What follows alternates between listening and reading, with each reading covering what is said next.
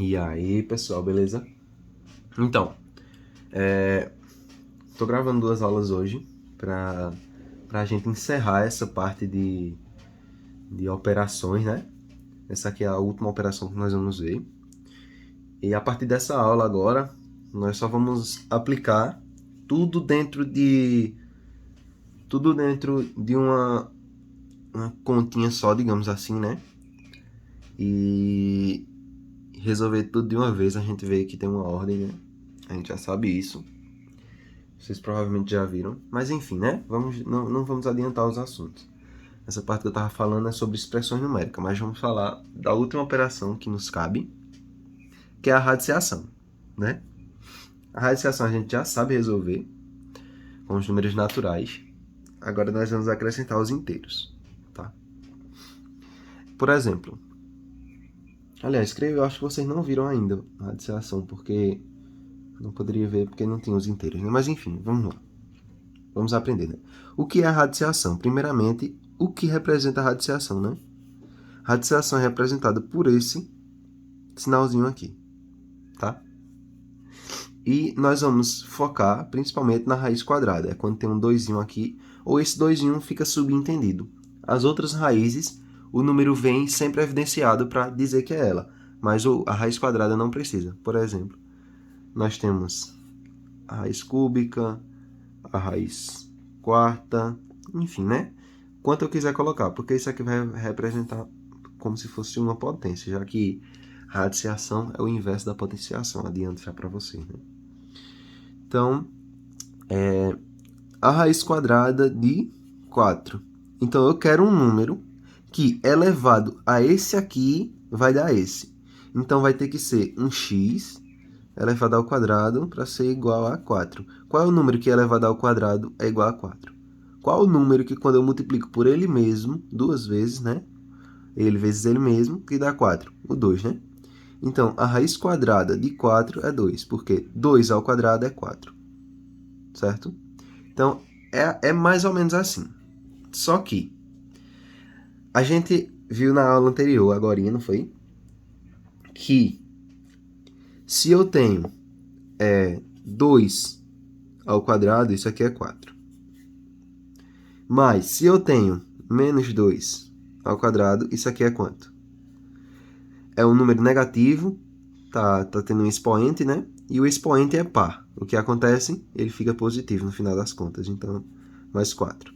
Então, tanto o 2 positivo quanto o 2 negativo, os dois dão 4.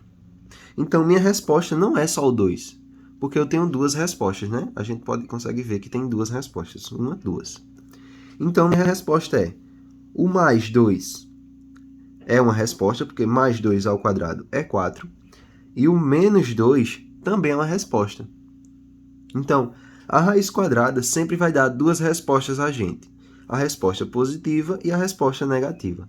A gente representa assim e se lê do jeito que eu vou falar agora. A raiz quadrada de 4 é igual a mais ou menos 2. Mais ou menos 2, tá certo? Então, qualquer um dos dois que a gente quiser utilizar, vai ser assim. E a gente escreve desse jeito. O mais em cima, o menos embaixo, antes de um número, tá certo? Então, bora para mais um aqui. A raiz quadrada de 16. Note que agora eu não coloquei o 2, né? Mas fica evidenciado, subentendido que é um quadrado ali, tá? A raiz quadrada. Então, qual é a resposta? É 4. Porque 4 ao quadrado é 16? Não, né?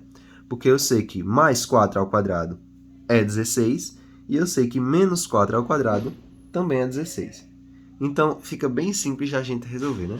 A gente sempre coloca o número em si e sempre acrescenta mais ou menos, tá certo?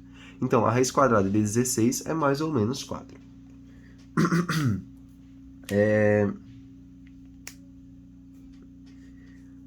Alguns casos, a gente pode pensar assim, né? E qual é a raiz quadrada de menos 16?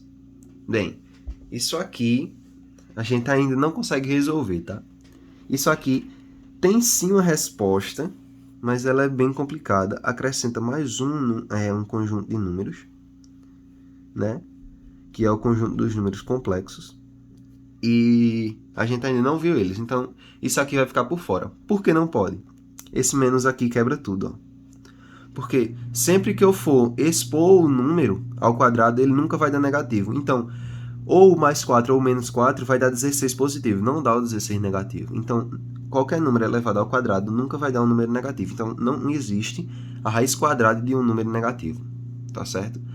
Aí só vai existir quando a gente acrescentar os números complexos. Mas enfim, como a gente não viu isso ainda, é um caso à parte. Então, nunca vai existir, pelo menos pra gente agora, não vai existir raiz quadrada de um número negativo, qualquer número que seja, tá bom? Então, a aula de hoje é basicamente isso. Para tirar a raiz quadrada, é assim que a gente faz, né? Então, a gente pensa num número, aqui. A gente pensa em um número que é elevado à raiz, né? Que vai ser sempre quadrado para a gente até agora. A gente pensa em um número que é elevado ao quadrado vai dar o número que está dentro da raizinha, tá? Então, qual número é elevado ao quadrado dá 4? 2. 2 ao quadrado dá 4, mais ou menos 2, né? Qual número é elevado ao quadrado dá 16, mais ou menos 4? Qual número que é elevado ao quadrado dá 49, mais ou menos 7? Tá bom? Então vai ser sempre assim. Número negativo não existe, né? Eu já falei para vocês. E é isso, não tem muita dificuldade.